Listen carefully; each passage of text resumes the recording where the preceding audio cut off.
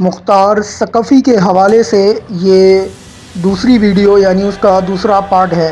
ماشاءاللہ چینل پر 250 سبسکرائبر مکمل ہو چکے ہیں۔ اگر آپ نے چینل کو سبسکرائب نہیں کیا تو چینل سبسکرائب کر کے فیملی کا حصہ بنیں۔ ویڈیو پسند آئے تو اس کو لائک ضرور کیجیے گا اور ویڈیو کو آخر تک دیکھیے گا۔ اب بڑھتا ہوں ویڈیو کی طرف۔ مختار نے چالاکی سے کام لیتے ہوئے اس وقت اپنے آپ کو بچا لیا اور دونوں افراد مختار کو لیے بغیر ہی وہاں سے چل پڑے۔ اثناء راہ میں حسین بن رافع نے زید بن مسعود ثقفی سے کہا کہ تم نے اس لیے یہ آیت پڑھی تھی کہ مختار خبردار ہو جائے اور امیر کے پاس نہ جانے پائے، حالانکہ وہ جانے کے لیے تیار ہو گیا تھا۔ تمہارے خبردار کرنے سے وہ رک گیا اور بیماری کا بہانہ بنا لیا۔ یہ کہہ کر حسین بن رافع نے کہا تم مطمئن رہو، عبداللہ بن مطیع سے میں اس بات کا ذکر نہیں کروں گا کیونکہ ہو سکتا ہے مختار کے ہاتھوں مجھے کوئی فائدہ پہنچے۔ اس طرح کی گفتگو کرتے ہوئے دونوں عبداللہ بن مطیع کے پاس آئے اور اسے کہا کہ مختار بہت شدید بیمار ہے، ہم نے اپنی آنکھوں سے دیکھا ہے، اس وقت وہ چلنے پھرنے کے بھی قابل نہیں ہے، انشاءاللہ تعالیٰ کل صبح ضرور حاضر ہو جائے گا۔ جب زید اور حسین مختار ثقفی کے پاس سے روانہ ہو گئے تو مختار ثقفی نے کوئی بھی لمحہ ضائع کیے بغیر اپنے حامیوں اور ساتھیوں میں سے چند خاص اور سرکردہ افراد کو بلوایا اور ان سے کہا کہ اب ہمارے پاس مزید توقف کرنے اور انتظار کرنے کا وقت نہیں ہے، ہمیں فوری طور پر خروج کرتے ہوئے نکل جانا چاہیے۔ ان لوگوں نے کہا ہم آپ کے حکم کے تابع ہیں، آپ کے حکم کی تعمیل کے لیے تیار ہیں، مگر ایک ہفتہ کی مہلت تو تیاری کے لیے ملنی چاہیے تاکہ اس دوران ہم اپنے ہتھیاروں کو درست کر کے مکمل طور پر جنگی تیاری کر لیں۔ یہ بات سن کر مختار نے کہا بات تو ٹھیک ہے لیکن عبداللہ بن مطیع تو مجھے ایک ہفتہ کی مہلت نہیں دے گا۔ سعد بن ابی سعد نے مختار کو تسلی دیتے ہوئے کہا کہ آپ اطمینان رکھیں، اگر آپ کو عبداللہ بن مطیع نے قید میں ڈال بھی دیا تو ہم آسانی سے آپ کو نکال لائیں گے۔ یہ سن کر مختار نے خاموشی اختیار کر لی اور اس بارے میں پھر کوئی گفتگو نہ ہوئی۔ جو سرکردہ لوگ مختار نے اپنے پاس بلائے تھے انہوں نے اپنے آپس میں سوچ و بچار کے بعد مختار کو اس کے گھر سے نکالا اور کسی دوسرے غیر معروف مکان میں چھپا دیا۔ اس مکان میں آ کر مختار ثقفی نے بھی اپنے آپ کو محفوظ خیال کیا۔ اس کے بعد سعد بن ابی سعد نے اپنے ہم خیال ساتھیوں سے کہا کہ ہمیں خروج کرنے سے پہلے چاہیے کہ اس بات کی تحقیق کریں کہ کیا واقعی مختار ثقفی نے ساتھیوں سے کہا کہ محمد بن حنفیہ رحمۃ اللہ علیہ کی طرف سے بیعت لینے کے لیے مقرر کیا گیا ہے یا نہیں، اور اگر مختار ہمارے ساتھ دھوکہ کر رہا ہے تو پھر ہمیں چاہیے کہ ہم اس کے ساتھ کوئی تعلق نہ رکھیں۔ اس بات پر سب نے اتفاق کیا اور اسی وقت سعد بن ابی سعد 3-4 افراد کے ہمراہ مدینہ طیبہ کی طرف روانہ ہوا اور مدینہ میں حضرت محمد بن حنفیہ کی خدمت میں حاضر ہو کر مختار کے بارے میں پوچھا تو انہوں نے فرمایا ہاں، ہم نے مختار کو خون حسین رضی اللہ تعالیٰ عنہ کا بدلہ لینے کی اجازت دی ہے۔ یہ تسلی کرنے کے بعد سعد بن ابی سعد نے اپنے ساتھیوں کے ہمراہ واپس کوفہ آیا اور سب لوگوں کو صورت حال سے آگاہ کیا۔ آگاہی ہونے کے بعد لوگوں میں پھر جوش و خروش پیدا ہو گیا اور سب مختار کی تابعداری کے لیے تیار ہو گئے۔ مختار کو بھی پتہ چل گیا کہ ان لوگوں نے اس ضمن میں تحقیق کر لی ہے اور میری بات کی تصدیق ہو گئی ہے، تو وہ بہت خوش ہوا کہ جو لوگ شک و شبہ میں تھے وہ بھی اب اس کے تابع ہو گئے ہیں۔ مختار نے چند بااثر اشخاص کا اجلاس منعقد کیا جس میں اس نے گفتگو کرتے ہوئے کہا کہ ابراہیم بن مالک بن اشتر جو کہ کوفہ کے رئیس ہیں اور اثر و رسوخ رکھتے ہیں، ہمیں چاہیے کہ کامیابی کے حصول کی غرض سے انہیں بھی ضرور اپنے ساتھ شامل کریں۔ چنانچہ اس مقصد کے لیے مختار نے عامر بن شرجیل کو ابراہیم بن مالک کے پاس بھیجا تو عامر بن شرجیل نے ابراہیم کو مختار ثقفی کی طرف سے دعوت دی اور کہا کہ تمہارے والد نے حضرت علی رضی اللہ تعالیٰ عنہ کی حمایت میں بڑے بڑے نمایاں کارنامے انجام دیے ہیں۔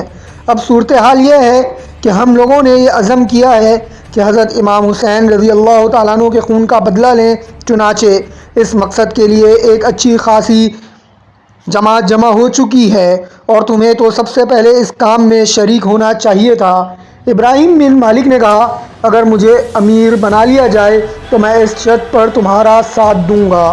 عامر بن شرجیل نے کہا اصل بات یہ ہے کہ محمد بن حنفیہ ہمارے امام ہیں اور مختار کو انہوں نے ہی اپنا نائب مقرر فرمایا ہے، یہی وجہ ہے کہ ہم نے مختار کے ہاتھ پر بیعت کی ہے۔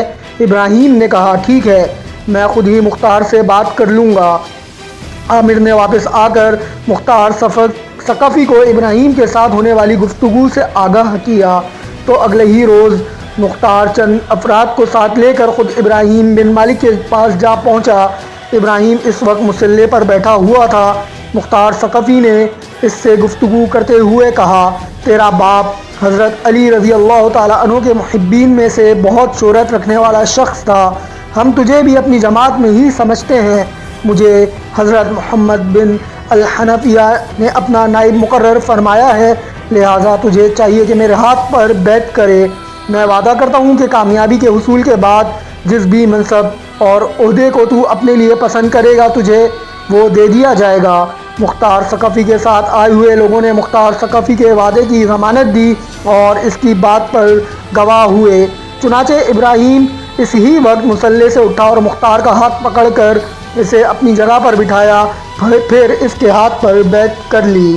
بحوالہ تاریخ اسلام مختار کا کوفہ پر قبضہ 14 ربیع الاول سن 60 ہجری 66 ہجری کی شب مختار نے ابراہیم بن مالک کو پیغام بھیجا کہ ہم نے خروج کرنے کا ارادہ کر لیا ہے، لہذا تم بھی اپنے لوگوں کو لے کر ہمارے پاس پہنچ جاؤ۔ اس پیغام کے ملتے ہی ابراہیم نے اپنے لوگوں کو طلب کر لیا اور نصف یعنی آدھی شب تک ابراہیم بن مالک کے پاس لوگوں کی ایک اچھی خاصی تعداد جمع ہو گئی جو کہ سب کے سب مسلح یعنی ہتھیاروں سے لیس تھے۔ جاسوسوں نے یہ اطلاع کوتوالی شہر ایاز بن ابی مزارب کو دے دی کہ آج رات کسی بھی وقت کوفہ میں بغاوت ہو سکتی ہے۔ یہ بہت اہم خبر تھی، چنانچہ ایاس نے بذات خود جا کر گورنر کوفہ عبداللہ بن مطیع کو اس بارے میں آگاہ کیا۔ عبداللہ بن مطیع نے پوچھا کہ اس کا فوری سدباب کیسے کیا جائے۔ ایاس نے مشورہ دیتے ہوئے کہا کہ کوفہ کے 7 محلے ہیں، ہر محلے کی ناکہ بندی کرتے ہوئے ہر محلے میں 500 سپاہیوں کا دستہ تعینات کر دیا جائے، جب اس محلے میں رات کے وقت کوئی نکلے تو اسے دیکھتے ہی گرفتار کر لیا جائے یا قتل کر دیا جائے۔ اس مشورے کو عبداللہ بن مطیع نے پسند کیا اور ہر محلے کی ناکہ بندی کرتے ہوئے ایک ایک سردار کی کمان میں فوجی دستہ تعینات کر دیا گیا۔ انہیں حکم دیا گیا کہ راستوں اور شریکوں پر لوگوں کو جمع نہ ہونے دیا جائے۔ اس ناکہ بندی کے دوران ابراہیم بن مالک نے اپنی جماعت کے ساتھ مختار ثقفی کی طرف روانہ ہوا تو راستے میں اس کا سامنا ایاس بن ابی مزارب کے دستے کے ساتھ ہو گیا۔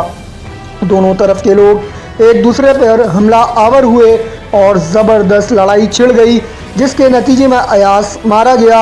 ابراہیم اور اس کے ساتھی لڑتے ہوئے مختار ثقفی کے گھر کے نزدیک پہنچ کر مختار کے پاس بھی ایک جماعت تھی، دیگر حملوں پر متعین فوجی دستے بھی اس کی طرف آ گئے اور مختار کی رہائش گاہ کے باہر طریفین میں جنگ ہونے لگی۔ سرکاری فوجی دستے جم کر نہ لڑ سکے اور انہوں نے راہ فرار اختیار کر لی۔ اسی اثنا میں عبداللہ بن مطیع بذات خود تازہ دم فوج لے کر وہاں پر پہنچ گیا اور دوبارہ لڑائی کا آغاز ہو گیا۔ کبھی ایک فریق کا پلڑا بھاری ہو جاتا اور کبھی دوسرا فریق غالب آ جاتا، مگر جنگ کا نتیجہ یہی نکلتا تھا۔ ساری رات یہ جنگ ہوتی رہی۔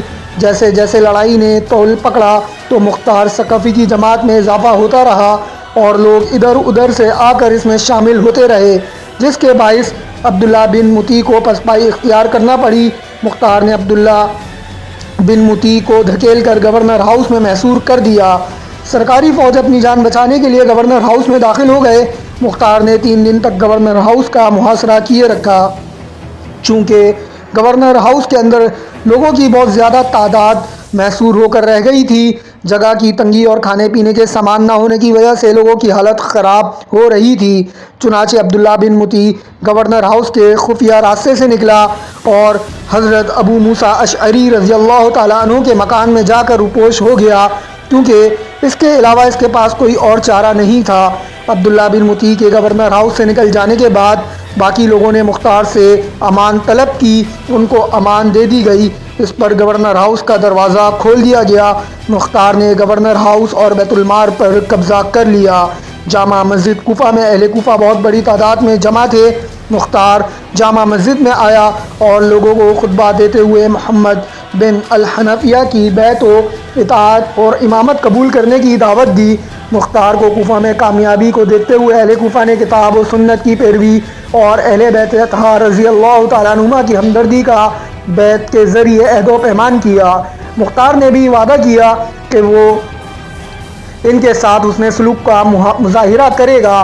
اس بیعت عامہ سے فراغت کے بعد مختار کو اطلاع دی گئی کہ عبداللہ بن مطیع حضرت ابو موسیٰ اشعری رضی اللہ تعالیٰ عنہ کے مکان میں چھپا ہوا ہے، تو اس نے 1,00,000 درہم اس پیام کے ساتھ عبداللہ کے پاس بھیجے کہ مجھے پتہ چلا ہے کہ سامان سفر موجود نہ ہونے کے باعث تم ابو موسیٰ اشعری رضی اللہ تعالیٰ عنہ کے مقام میں مقیم ہو گئے ہو، لہٰذا میری طرف سے 1,00,000 درہم قبول کرو اور 3 دن کے اندر اندر سفر کا سامان اکٹھا کر کے کوفہ سے چلے جاؤ۔